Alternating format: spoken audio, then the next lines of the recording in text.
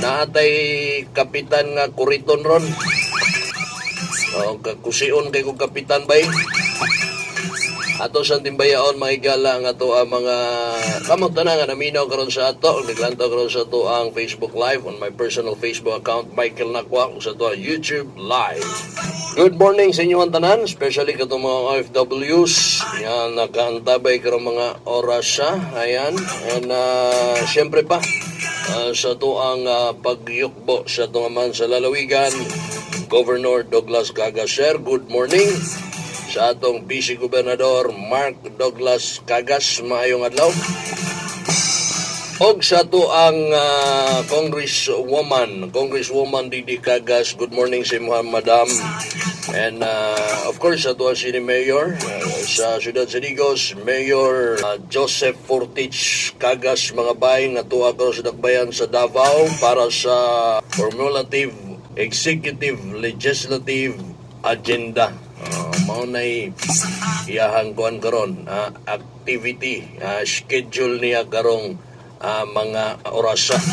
Mga suking tigpaminaw unsa may issue 0948900037 mo na itong official text line.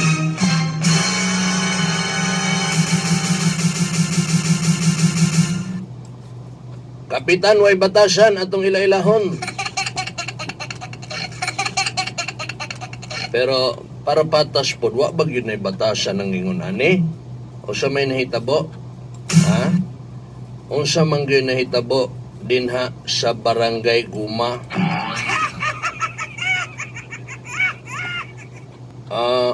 Kaysa kapitan diha sa Guma?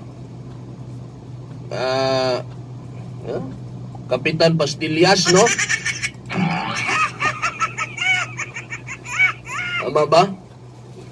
Di lang kayo nato patalo ni kay kuso-kuso naman lang biya ning ato. Bay, kabalo ba mo mga karunda sa mga nakalaag o guma, ilabi naghilig og disco? Na disco diha dati, diha man yun sa gym. Kabalo ba mo kung unsay dagway atong gym atong wa pa na-renovate? Kulang na lang inig-imuhang sandigan ang iyahang mga tiil-tiil sa gym. Mahugnuan na mo. Tungod kay taya na kaayo ang matag pundasyon sa gym. Kay dugay na kay ng proyekto ni Governor Dodo Cagas. Tingdugaya na ng gym na. Unya, karon gwapo na kaayo. Sa musugot mong sa dili, sa mutuo mong sa dili, ang barangay gym karon sa Barangay Guma, Digo City, maoy pinakanindot nga barangay gym or nailhan nga Cagas Gym, barangay gym. Dili lang kay sa tibuok Syudad Sadigos, kundili sa tibuok lalawigan sa Davao del Sur. Ang Barangay Guma karon ang dunay pinakanindot nga gym. Dili na nako ma-describe pa din sa radyo. Siguro sa ato ang social media makita ninyo, pero kung dool naman mo guma, diskumpiyado mo, hala tanawa ninyo dito. Pitig yung nindota kung ako'y kapitan sa zonto, no?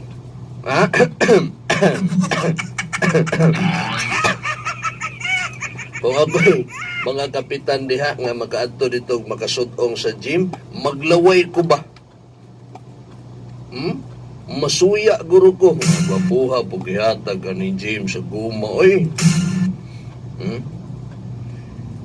Unya asa man ni gibutang, asa man ni dapita ang gym? Makita ba ni sa mga katauhan? Makita ba ni sa mga barangay officials? Makita ba ni sa kapitan?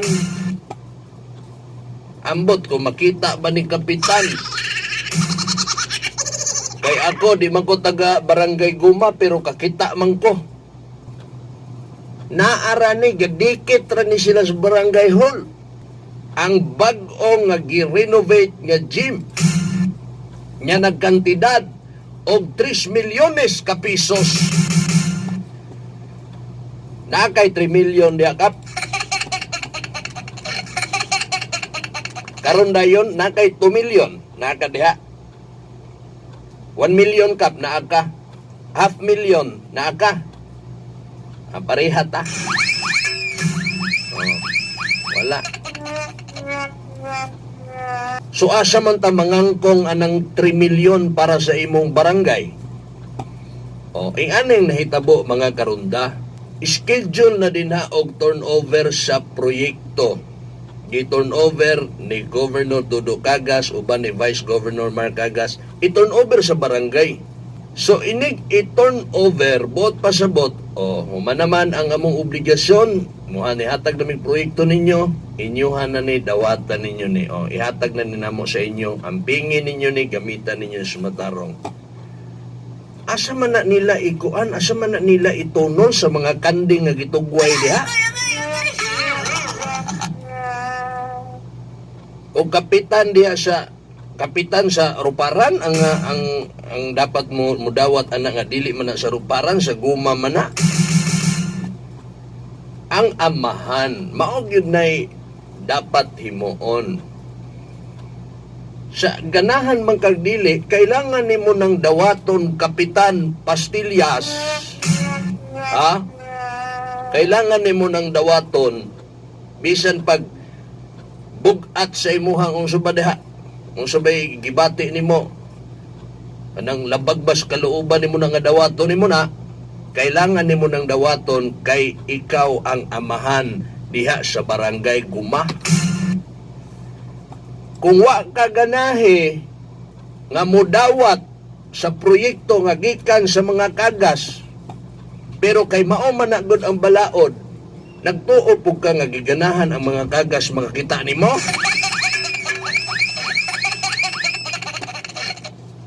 Tungod kay mao man ay balaod, kailangan nilang i-turn over na sa barangay ninyo, dapat imo nang dawaton. Di man na kay gituko dira para sa imo, para man na sa katawhan sa Guma, pero nga ikaw may kapitan diha, dawaton unta nimo na. Unsa may rason nimo nga kuan? Asa man siya? Pero para patas gyud jud no. Ngala na ni.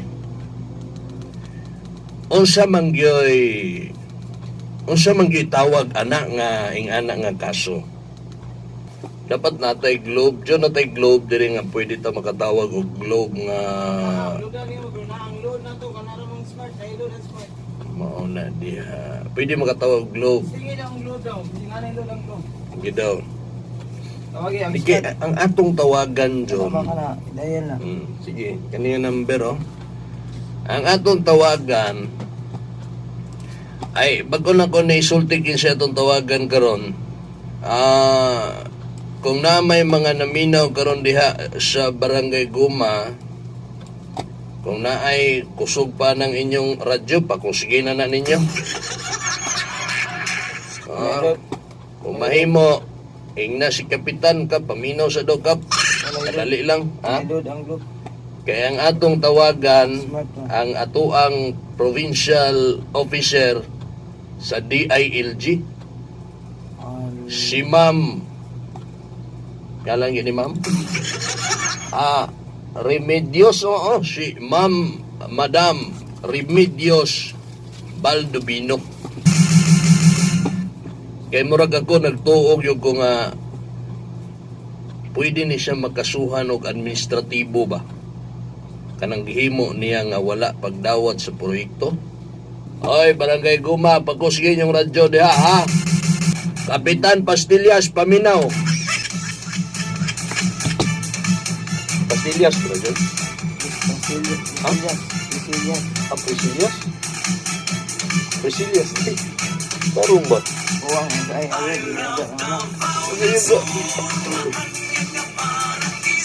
Ana-ana monitor na. Okay na, nana sa linya na to karon, mga karunda, no, ang ato ang provincial officer sa DILG, sa Davao del Sur, Ma'am Remedios Baldovino. Tama ba, Ma'am? Okay, Ma'am. Good morning, Ma'am. Good morning po. Okay.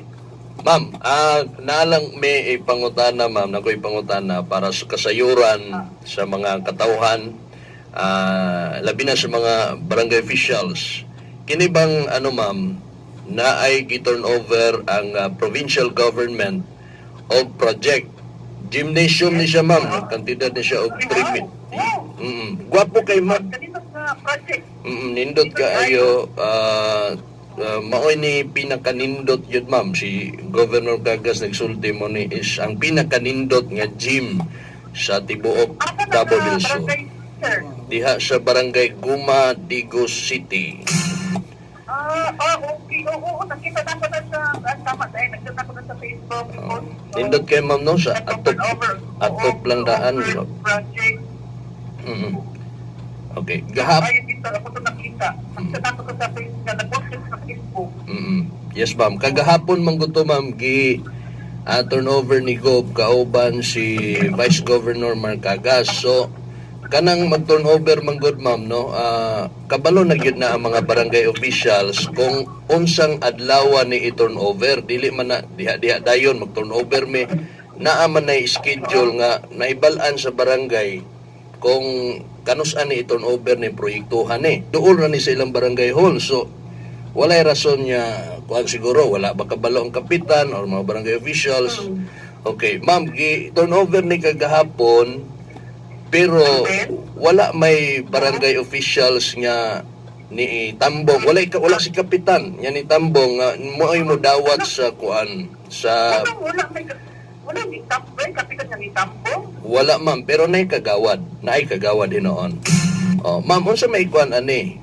Unsa may rules ani sa mga barangay kapitan kung dunay i-turnover nga proyekto gikan sa syudad, gikan sa probinsya, o gikan baka sa nasyonal o asa baka gikan niya diha i-turnover sa iyahang barangay. Unsa may obligasyon sa amahan sa barangay? Isip, unang barangay, sa barangay, obligasyon na niya, obligasyon sa punong barangay to attend in the ceremonial acceptance of a certain project in that certain barangay. Iyan ang obligasyon. Dapat present siya para ipakita sa katauhan ang pag-appreciate sa mga project na dilitan ng barangay is very fortunate to receive mga projects sinigan sa higher level or sa national government. So dapat present hanap ulay DILG or other agencies kaagad ang officials, ang mga particularly the punong barangay of that barangay kinalang present siya to show appreciation isip as kanang appreciation pa na sa official nga present siya sa mga pagdawat, pagtunod sa project nga barangay. So, ako napinganak ko sa inyong pag-ingon na walay kapitan na present in the turning over of the project ng barangay. Angay siyang malipay, no? Angay malipay kay naayos sa sukindot sa proyekto ang ihatag diha. So, dapat ka ang wala may figure pinal nga penalty apan nasa tulubagon ka na siya tulubagon niya answerable. He is answerable to his people being absent in the acceptance in the formal ceremonial turnover of that barangay. Dapat na ana sila siya kay to show appreciation. Ma'am, ang kining kuan ma'am, dili po himo ang rason ma'am ang kining wala dili niya kaalyado kay nanpartisan man ang barangay di ba ma'am? Oo. Dapat man ang eleksyon. Iya sa istoryaan ng man ang eleksyon. Bitaw. Ako isa pa, barangay officials are not partisan. Supposedly, wala sila, hindi na sila, ito first din tapos ang eleksyon, no? Diba? Yan gani, na ay barangay sa ibadi na hihimot, diha, ang provincial government, o dapat malipay sila. Unya ma'am, ang isa po sa rason daw nila ma'am, base sa mga naabot sa tua nga info nga wala daw katambong kay nagsesyon daw sila. Pero sa pag-abot pa lang daan nila Gob dinhi didha sa barangay Guma, wala gisugat. Murag kanang wala bitaw gi-welcome ma'am. Wala nila gi-welcome nga naay mag-turnover. Isip amahan sa probinsya, ilahan ng katungdangan na obligasyon na i-welcome ang pag-abot sa governor, the father of the province. Isip respect, di man sila respect sa person, is respect The position. the position. Bitaw. Sa tanan o Sa tanan na lang. Isip, kalimtan na po ang pamulitika, pero man ang election, unya, the fact na ang they are very fortunate na bibisitahan sila o isip kaya sa gobernador. No. Nagkagay siya, pero itampong siya diha. At ang pakalangga ni gobernador ang maong barangay. Wala siya nagunahon na ng politika. Dapat ilan ang suklian, no? Suklian kasi ilan na resensya, ilan pag-attend, ilan ang obligasyon na mo-attend diha. Ma'am, nindot kay ang barangay gym gi-turn over diha ni Governor Cagas, ma'am, sa barangay Guma, pero katong milabay nga eleksyon, pildi baya si Gob diha? Tanawa. Wag yun ay pamulitika. Si Governor diha nga barangay, pero wala siya na kung ano na hikaw, na paghatag o project adiyang barangaya. Di ba? Oo, tama. So, Okay. wala. Yes, ma'am. Okay, ma'am. Yes, ma'am. Go ahead. Go ahead. Salamat kay sa opportunity nga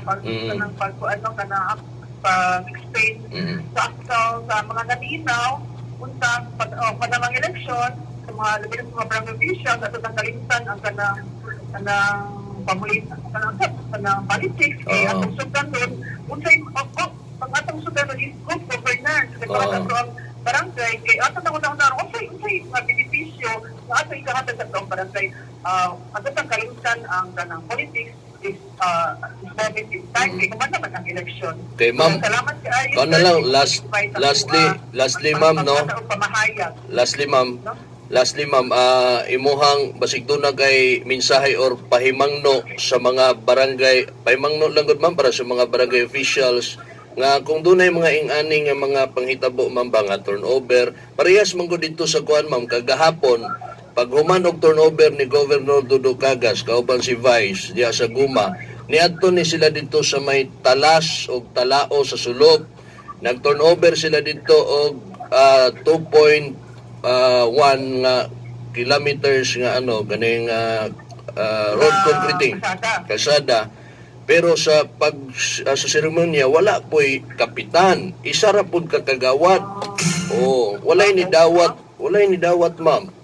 So unsa may imong pahimangno lang ma'am sa mga barangay officials kung naay mga turnovers? Ako lang gipahinumduman no, salamat kay sir. Yes, ma'am. I remind the barangay officials na sa gigainan ko na atong kalimtan karong panahon na ang pamulitika. Ang aturong naon na unsay kayuhan atong mahatag sa ato ang katawhan. We should remember of good governance. So, kung ingon sa good governance, ato sa kalimtan ng community. And we are answerable. No? So, just be reminded na naatay mga balaod sa atong ginasunod na kamanduan na dapat na atong isunod-isip barangay officials, isip mga barangay officials were bound to abide in those mga patakaran, no? Mga balaod na yan.